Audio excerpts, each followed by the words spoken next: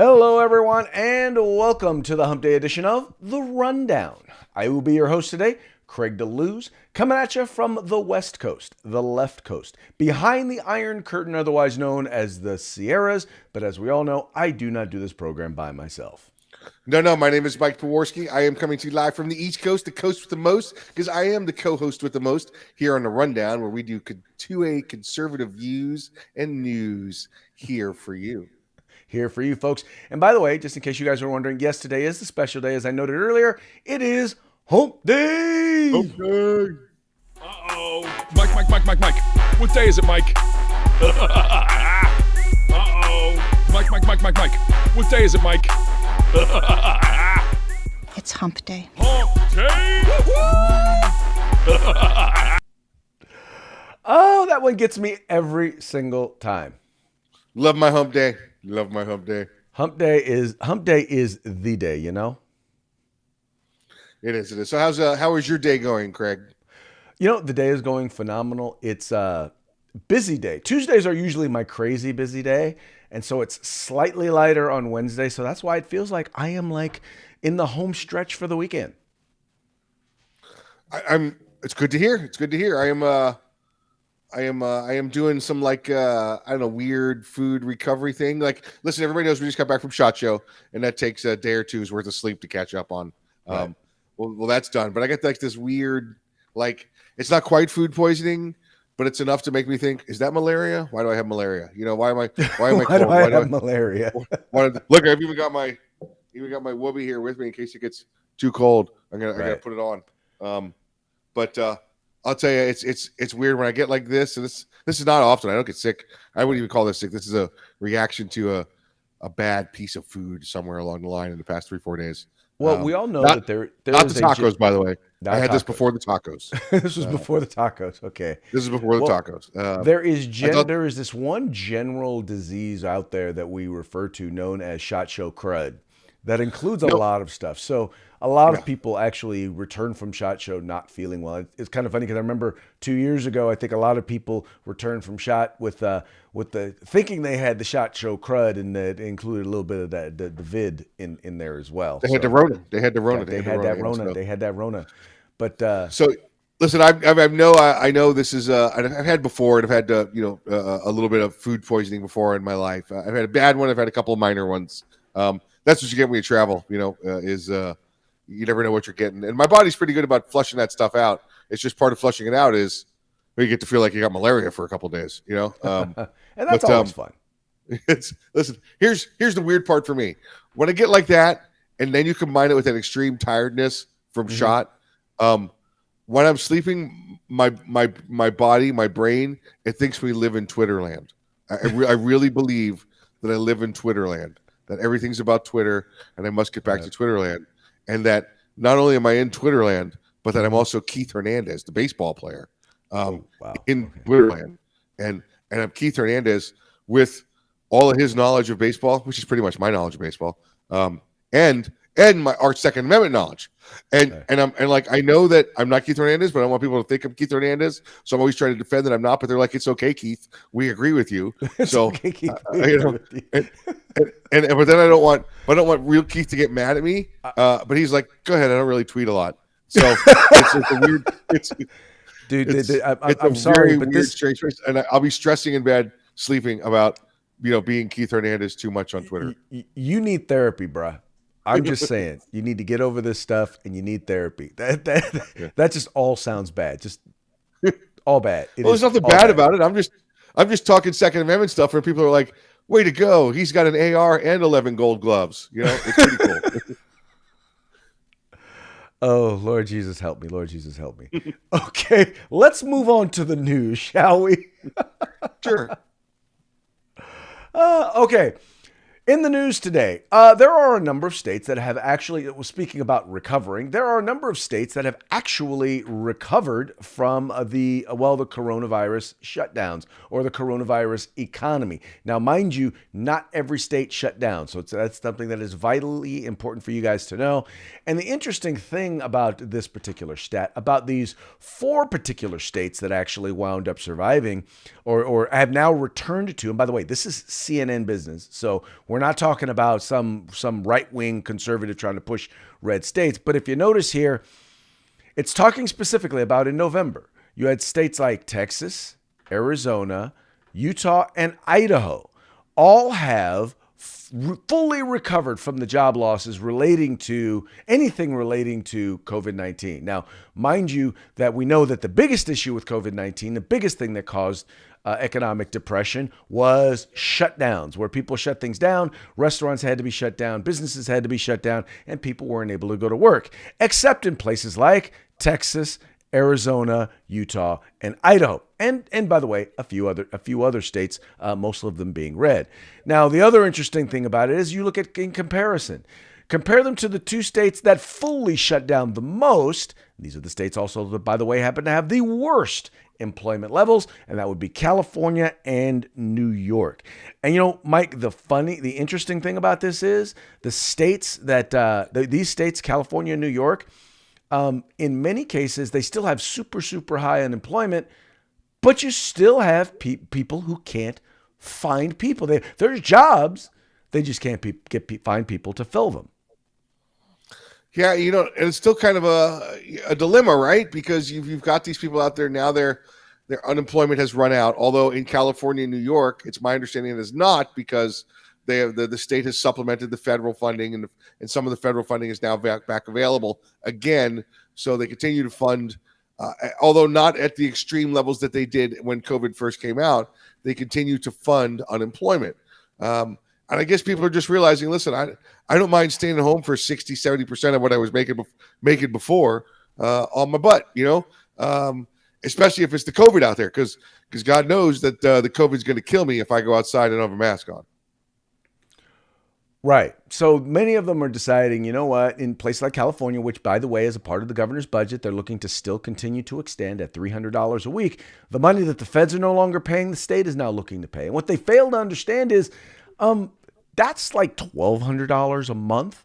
Now, you add that on to the $450 a week that people are already getting. You have some people who are earning about $3,000 to $4,000 a month on unemployment.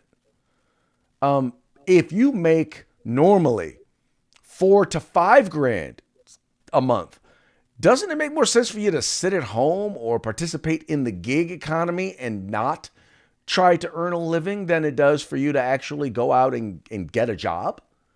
And that's what's happening. That is exactly what is happening in many, many cases. And in the end, it's working out that they're doing quite well financially. I mean, we got places out here, man, that are hiring people at $20 an hour and can't find people. Yeah, it's horrible, you know, and they're giving bonuses out and everything, and they're like, why should I work?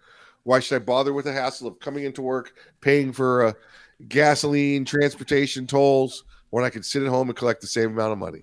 You know, we've done this to ourselves. And whereas we can sit back and say, oh, it's California, it's New York, I don't have to worry about it. Guess what? You know what? That California money is not just California money. California, we know, doesn't have enough money to pay for their own budget. So they always reach back to the feds, ask for more money. Feds give it to them under some other guideline, proposal, tax cut, grant, something else. Right. So it ends up coming out of everybody's pocket, even those of us sitting here in sunny Florida. That's exactly how it went. That's exactly how it winds up working.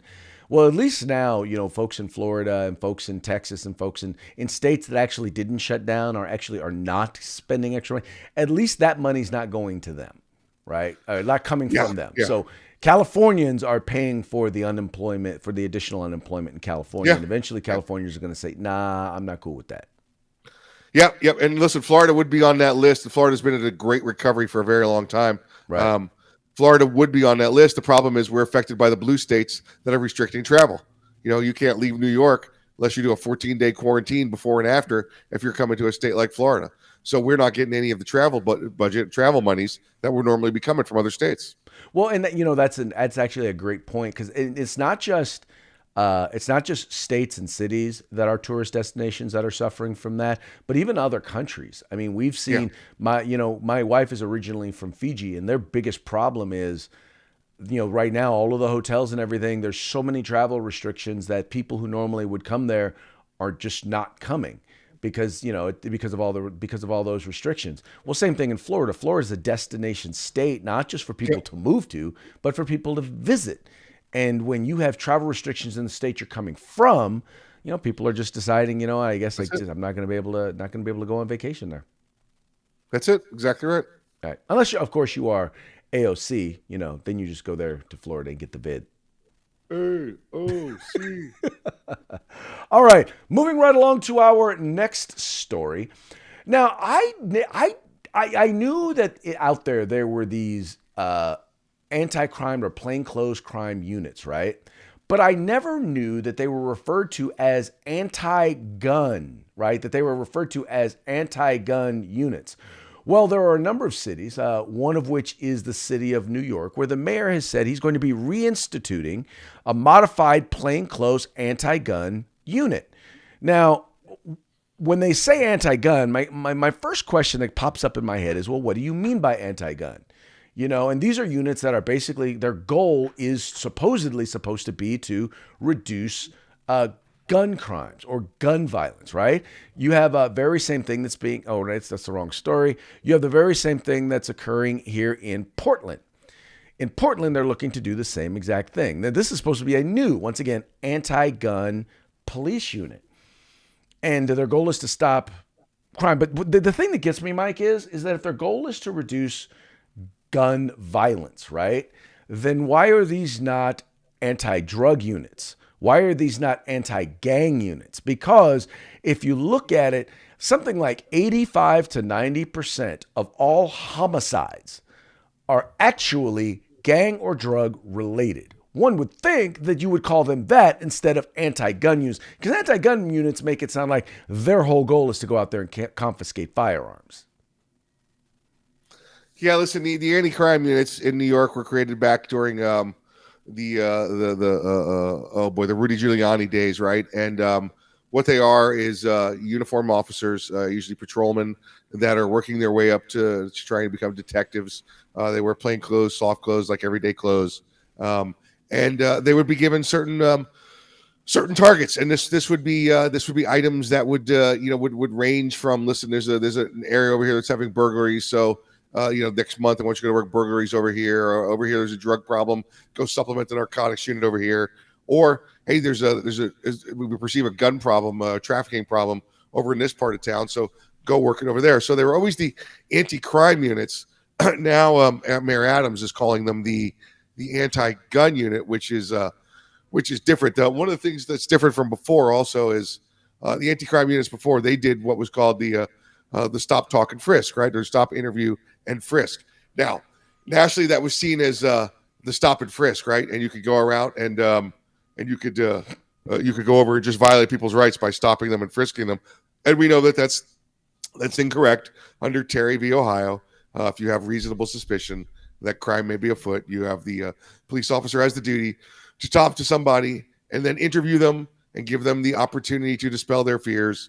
If their fears are not dispelled, then they have the opportunity to frisk them.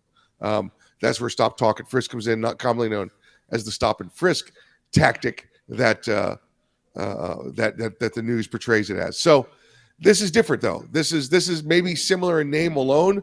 What Eric Adams is talking about doing, the new mayor there. By the way, it sounds like he's going to be a micromanager in the police department, doesn't it? Like you knew that was going to happen. It does.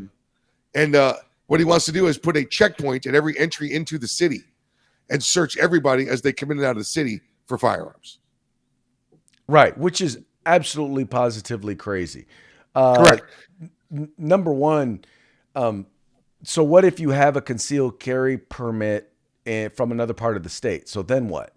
Right? It's illegal in New York City. Right. The other thing is that you also have to know exactly what all of the firearms laws when it comes to transporting and or ammunition that is allowed and all of that. As you carry your firearm, even if you are attempting to legally transport your firearm into the city, it's going to be almost impossible to know Correct. all of those laws. Correct. Correct. Mind you, there's no way to get from Connecticut, New Jersey, Pennsylvania, through New York City to Long Island. You have to go through New York City to get to Long Island, where it's legal to own those firearms, but now you're stuck on Long Island, Suffolk County, Nassau County, without the ability to ever take your firearm out of there unless you fly out or take a boat. Right. And we know of a number of instances where individuals have actually gotten in trouble attempting to fly out, thinking that they have their firearms secured or that they're legal, but come to find out that no, maybe there are issues because the state laws are, or like the city laws are so Sure. different.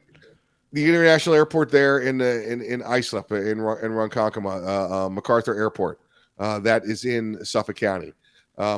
It's as long as you have the proper permits and everything, you can fly in and out of there with your firearm. Try and do that out of JFK or LaGuardia, and you're going to jail. Well, exactly. Even if you do it all right, or you think you've done it all right.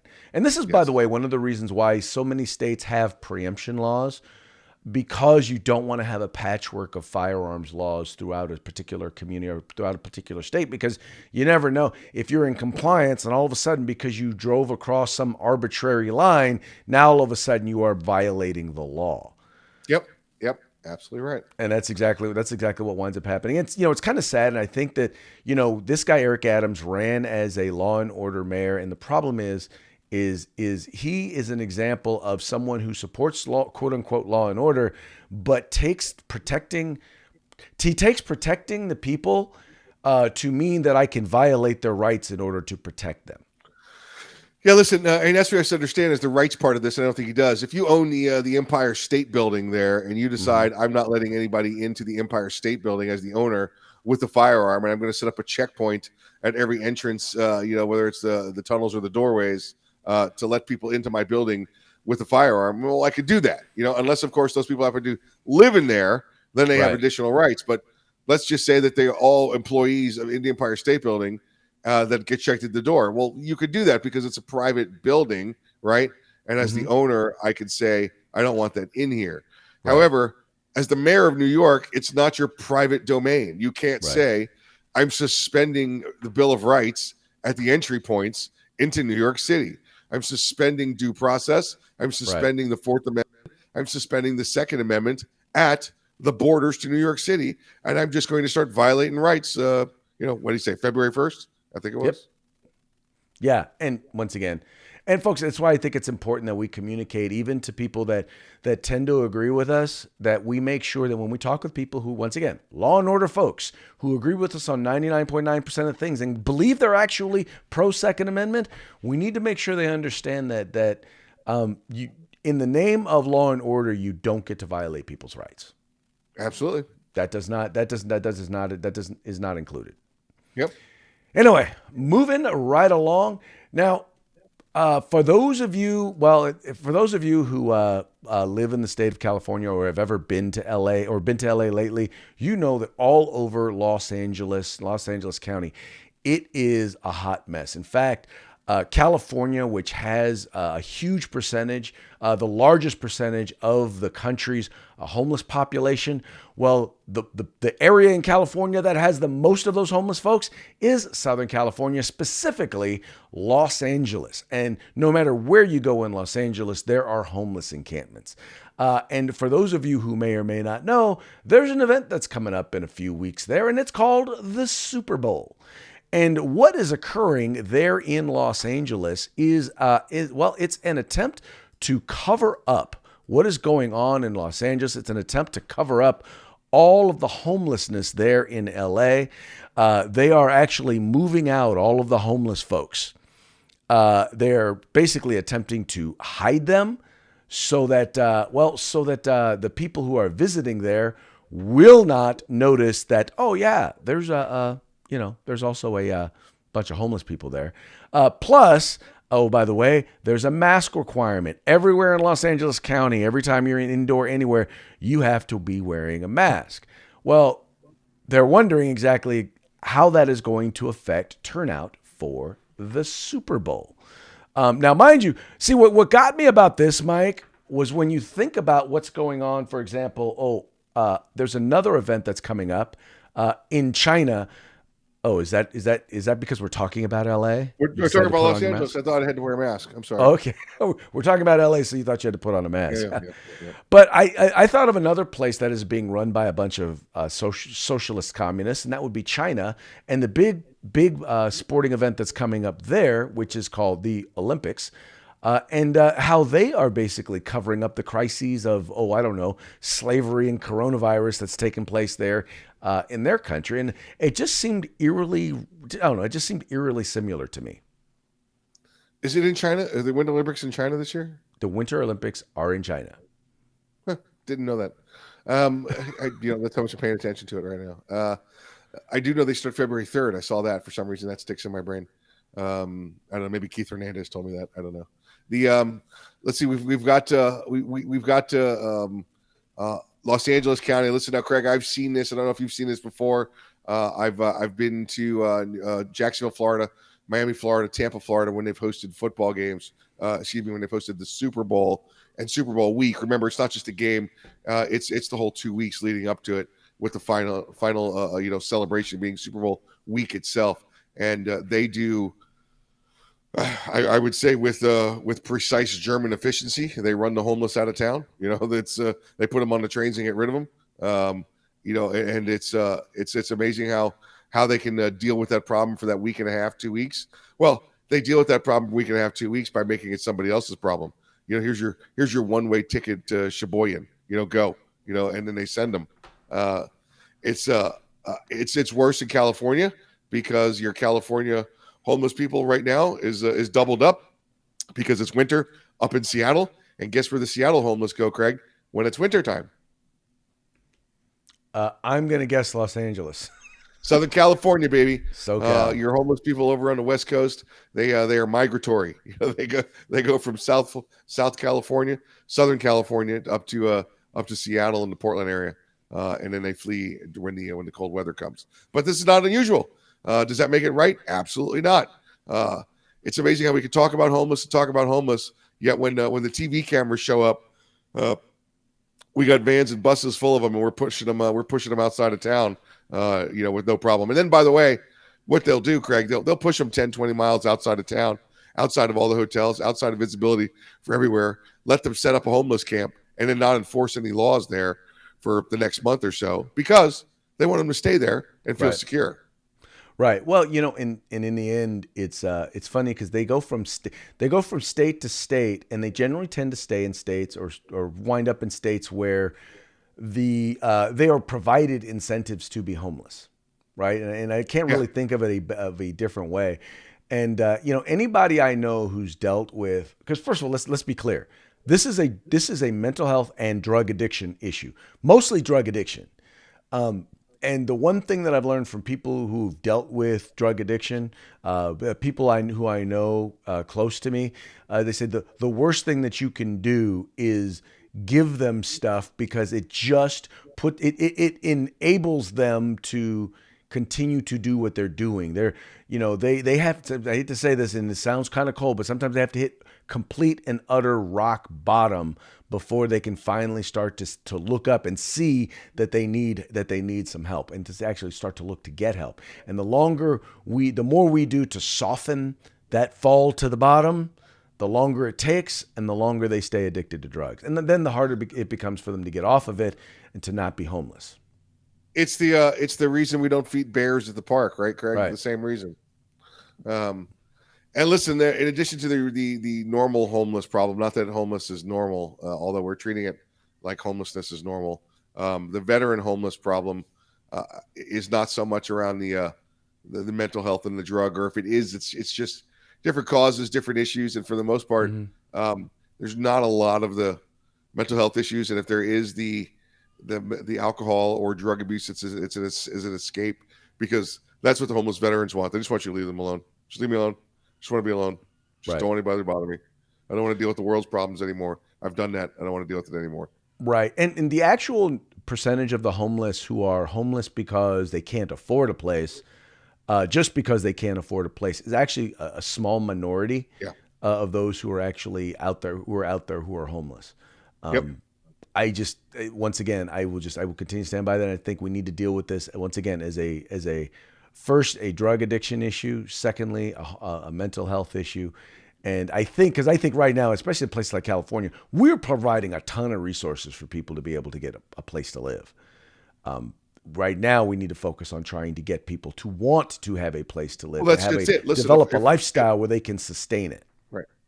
if I enjoy doing, illegal narcotics, no matter how good a housing opportunity you give me, it doesn't matter because I'm just going to go in there and get thrown out and lose it, So Right. I'd rather just stay right here in my cardboard tent city and get high every day and chill here in the sun. Exactly. Exactly. All right, moving right along. Hey, your good friend Jen Psaki is in the news, and she is talking about. She's talking about what's it called? She's talking about what am I looking for? Oh, she's talking about crime, right? She's talking about.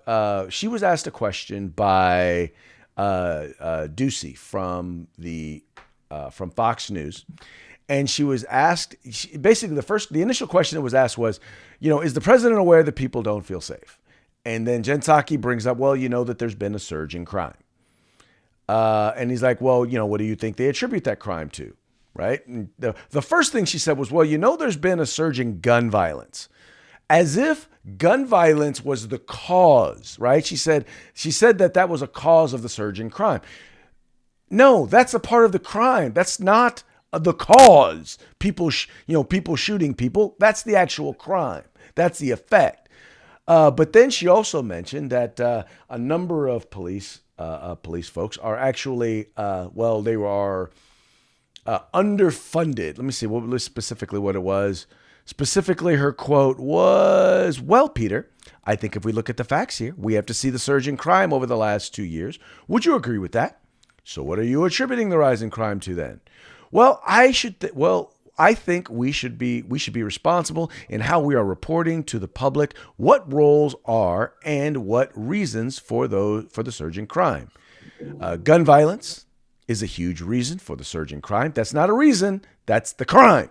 Underfunding of some police departments and their need for additional resources, something the president has advocated for consistently throughout the course of his career. That's something we need to take action on. So in other words, she admitted that there's a huge increase in crime because many cities and counties, municipalities have decided that they're going to defund the police. It's a causality loop, right? Right. It's the whole chicken and the egg.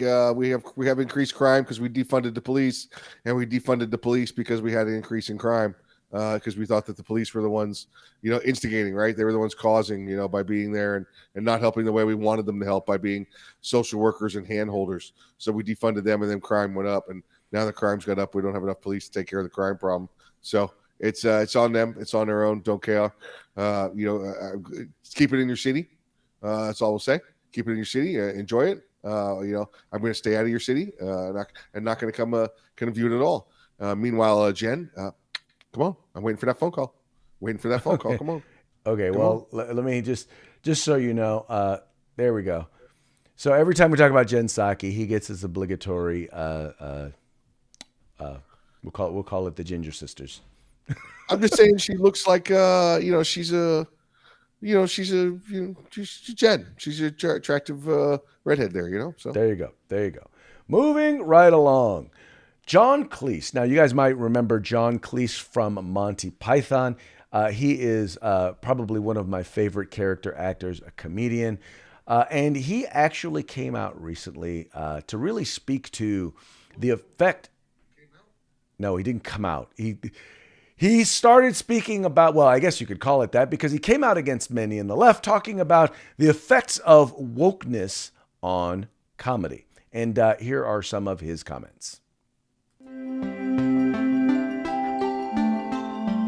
I'm offended every day. For example, the British newspapers every day offend me with their laziness, their nastiness, and their inaccuracy. But I'm not going to expect someone to stop that happening. I should just simply speak out about it. Sometimes when people are offended, they want somebody to just come in and say, right, stop that, to whoever is offending them. And of course, as a former chairman of the BBC once said, there are some people one would wish to offend. And I think there's truth in that too. So the idea that you have to be protected from any kind of uncomfortable emotion is one I absolutely do not subscribe to. And a fellow that I helped write two books about psychology and psychiatry, he was a renowned psychiatrist in London called Robin Skinner, said something very interesting to me. He said, If people can't control their own emotions, then they have to start trying to control other people's behavior. And when you're around super sensitive people, you cannot relax and be spontaneous because you no idea what's going to upset them next. And that's why I've been warned recently, don't go to most university campuses, because the political correctness has been taken from being a good idea, which is let's not be mean, particularly to people who are not able to look after themselves very well. That's a good idea, to the point where any kind of criticism of any individual or group can be labeled cruel.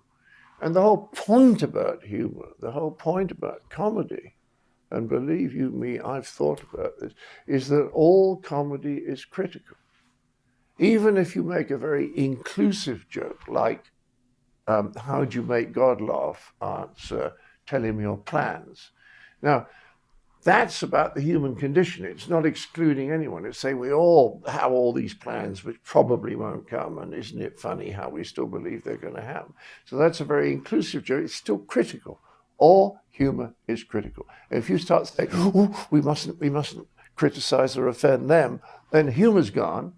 With humor goes a sense of proportion. And then as far as I'm concerned, you're living in 1984.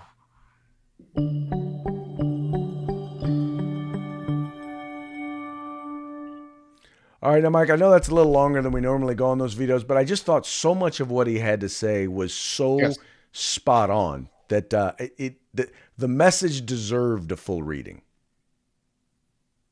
Yeah, it did. Very insightful.